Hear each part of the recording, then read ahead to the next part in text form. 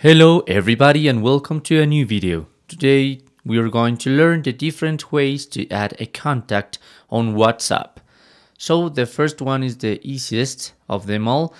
Here I am in my WhatsApp and at the bottom of the screen there is a green chat symbol. If I press it, I can look for the contact that I want to speak with, but also I can add a new group, add a new contact, or a new community.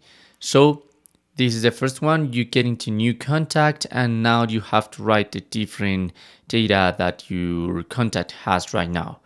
Okay. So the second one is perhaps, let me see if I have, yes, I have a contact that is not in my cell phone right now or in my Google account. So there appear the numbers. So what I have to do is to click on the three dots on top of the screen. Here I have the first option, add to contacts.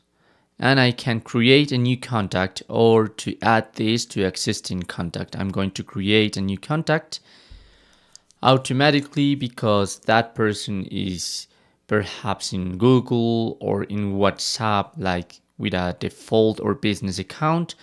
I have his name, I have his company name, and obviously the phone. So all I have to do is click on the save button that I have right here. That's the second option.